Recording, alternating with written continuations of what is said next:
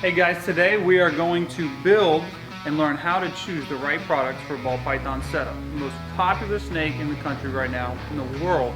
And here we have laid out a bunch of different products that you can accessibly find at any pet store. You can find them on our online store and in our retail shop. So what we did was we picked out a 20-gallon tank. This tank ball python should be able to last you a year, year and a half. So if that's your first tank or your first snake, perfect size, not too small, not too big. It'll spread the heat out a little bit. And the first thing we're going to do is start from the ground going up. So substrate, super important depending on what type of snake you have. Ball pythons do great with humidity, and they do not do well being dry. Here we have a Cypress Soft. This is made by Carob Seed. This is a really good product. This holds a lot of humidity. So does your Galapagos Tropicoco husk. This is shredded coconut husk. It's fibrous, it holds a lot of water. A great substrate for any animal that you're gonna spike that humidity, especially a ball python. So today we're gonna choose our Tropicoco. We're gonna throw that in the bottom. Next, you move over to your hides and your water dishes. So ball python, you could do a half log or you could do a cave. We know that some lizards love sitting on top of a half log.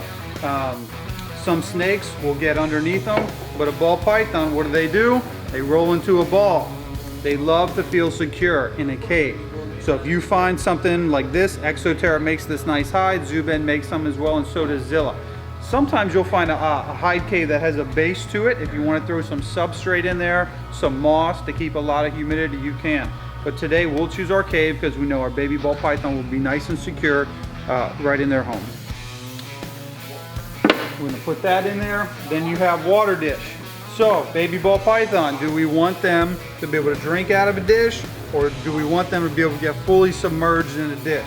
Well, this one they can definitely grow into. He'll fit in here, his body, for at least another maybe 10 or so months.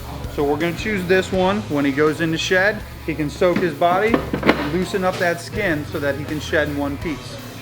Next we have our lighting. Lighting is huge, and everybody has a certain preference on what they want to do. Do they want to go with top heat? Do they want to go with the heat pad? Well, if this is in your room, if you're displaying this animal, both will work great, but a lot of times people go with the top heat because they want to be able to see what's in their cage. They want to be able to wake up, turn that light on, see what their animal's doing, have a nice, bright, displayed tank in their room or their house. So we're going to choose our top heat. You got a clamp lamp that's going to go right on top of the screen. You won't actually use the clamp in it. Zubed makes this, has a nice switch. We're going to put that in there with a 50-watt basking bulb. If you want to crank it up to 75 in this 20-gallon, you can. Next, do we want to throw a thermometer in there? Zubed makes a nice thermometer digital with a probe on it.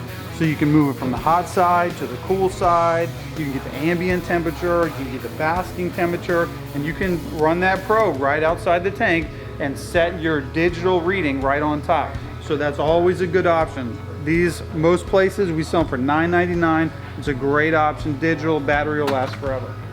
Plants, plastic plants, silk plants, live plants, any will work. Just remember, your snake's gonna run through them, completely destroy them. But a lot of these have a suction cup on the back that you can stick them to the back of the tank. You can put one in one corner, you can put one in the other, make your tank look nice and pretty, have a lot of color to them, other than just having a old dull tank.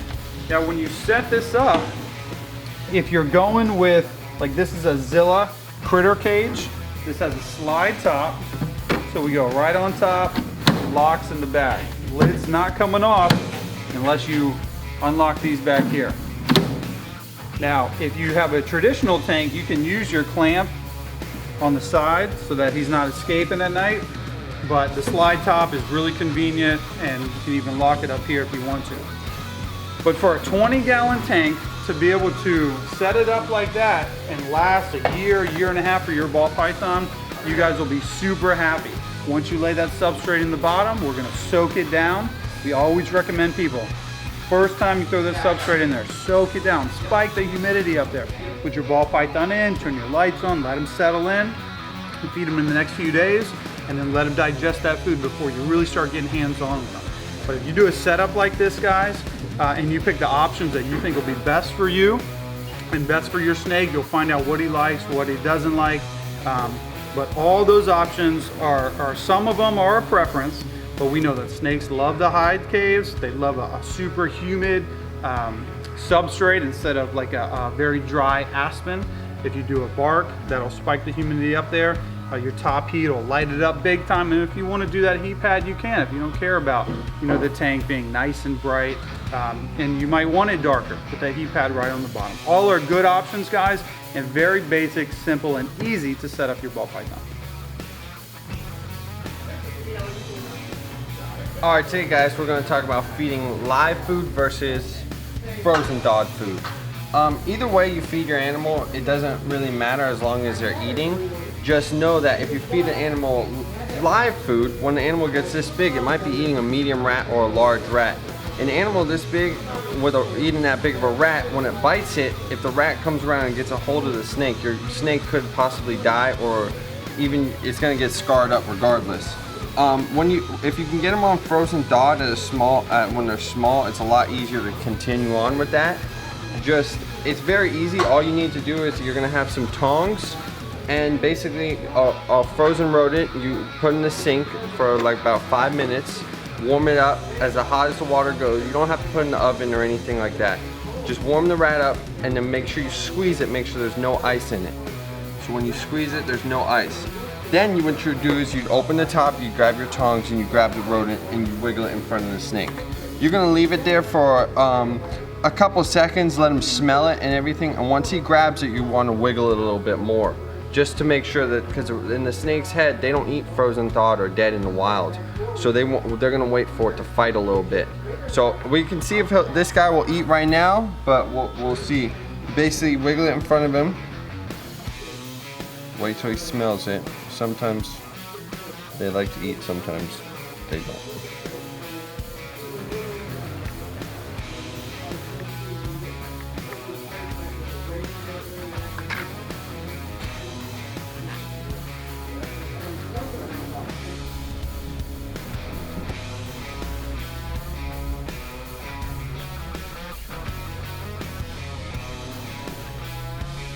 Just like that, and then wiggle a little bit more, then let him go. And then you just leave him alone and let him finish it. That's how you feed a frozen thawed rat.